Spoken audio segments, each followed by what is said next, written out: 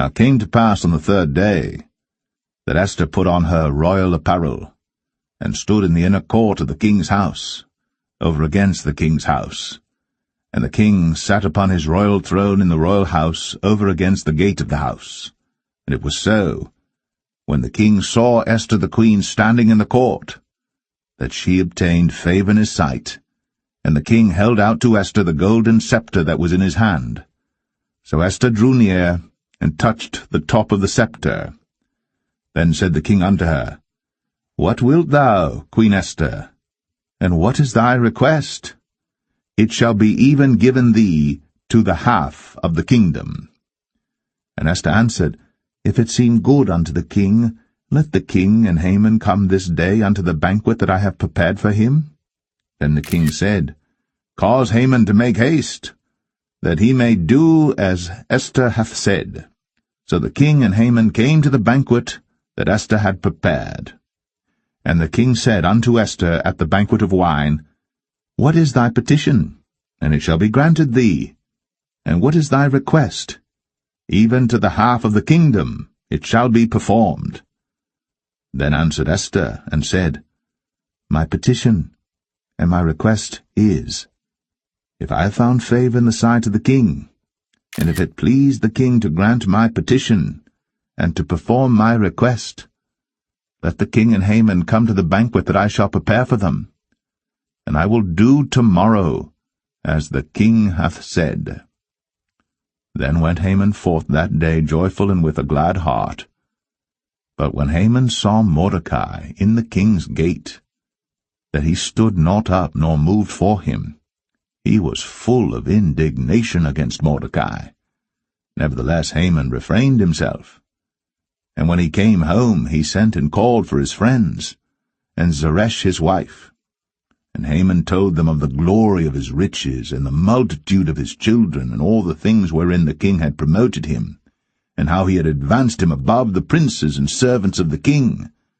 Haman said moreover, Yea, Esther the queen did let no man come in with the king unto the banquet that she had prepared, but myself, and tomorrow am I invited unto her also with the king. Yet all this availeth me nothing, so long as I see Mordecai the Jew sitting at the king's gate. Then said Zeresh his wife and all his friends unto him, Let a gallows be made of 50 cubits high, and tomorrow speak thou unto the king, that Mordecai may be hanged thereon. Then go thou in merrily with the king unto the banquet. And the thing pleased Haman, and he caused the gallows to be made.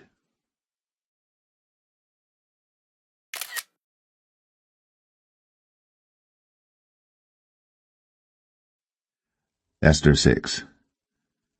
On that night could not the king sleep, and he commanded to bring the book of records of the Chronicles, and they were read before the king. And it was found written that Mordecai had told of Bigthana and Teresh, 2 of the king's chamberlains, the keepers of the door, who sought to lay hand on the king Ahasuerus. And the king said, What honor and dignity hath been done to Mordecai for this? Then said the king's servants that ministered unto him, There is nothing done for him. And the king said, Who is in the court? Now Haman was come into the outward court of the king's house, to speak unto the king, to hang Mordecai on the gallows that he had prepared for him. And the king's servants said unto him, Behold, Haman standeth in the court. And the king said, Let him come in. So Haman came in. And the king said unto him, What shall be done unto the man whom the king delighteth to honor? Now Haman thought in his heart, To whom would the king delight to honor, more than to myself? And Haman answered the king, For the man whom the king delighteth to honor. Let the royal apparel be brought which the king useth to wear, and the horse that the king rideth upon, and the crown royal which is set upon his head.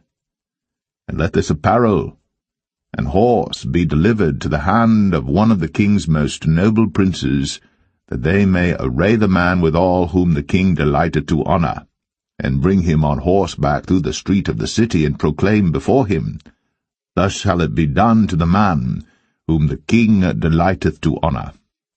Then the king said to Haman, Make haste, and take the apparel and the horse, as thou hast said, and do even so to Mordecai the Jew, that sitteth at the king's gate. Let nothing fail of all that thou hast spoken. Then took Haman the apparel and the horse, and arrayed Mordecai, and brought him on horse. Esther 8. On that day did the king Ahasuerus give the house of Haman, the Jew's enemy, unto Esther the queen. And Mordecai came before the king, for Esther had told what he was unto her. And the king took off his ring, which he had taken from Haman, and gave it unto Mordecai. And Esther set Mordecai over the house of Haman. And Esther spake yet again before the king, and fell down at his feet, and besought him with tears to put away the mischief of Haman the Agagite, and his device that he had devised against the Jews. Then the king held out the golden scepter toward Esther. So Esther arose, and stood before the king, and said, If it please the king, and if I have found favor in his sight, and the thing seem right before the king, and I be pleasing in his eyes, let it be written to reverse the letters devised by Haman, the son of Hammedatha, the Agagite, which he wrote to destroy the Jews, which are in all the king's provinces. For how can I endure to see the evil that shall come unto my people? Or how can I endure to see the destruction of my kindred? Then the king Ahasuerus said unto Esther the queen, and to Mordecai the Jew, Behold, I have given Esther the house of Haman, and him they have hanged upon the gallows, because he laid his hand upon the Jews. Write ye also for the Jews, as it liketh you, in the king's name, and seal it with the king's ring.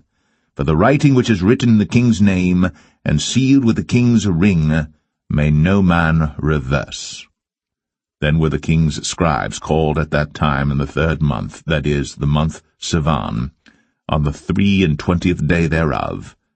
And it was written according to all that Mordecai commanded unto the Jews, and to the lieutenants, and the deputies and rulers of the provinces which are from India unto Ethiopia, 127 provinces, unto every province according to the writing thereof, and unto every people after their language, and to the Jews according to their writing and according to their language.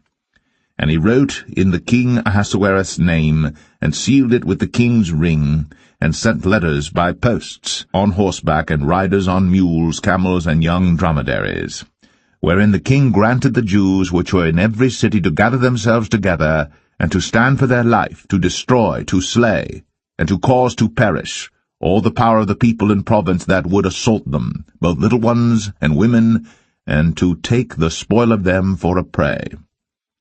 Upon one day in all the provinces of King Ahasuerus, namely, upon the 13th day of the 12th month, which is the month Adar, the copy of the writing for a commandment to be given in every province was published unto all people, and that the Jews should be ready against that day to avenge themselves on their enemies. So the posts that rode upon mules and camels went out, being hastened and pressed on by the king's command.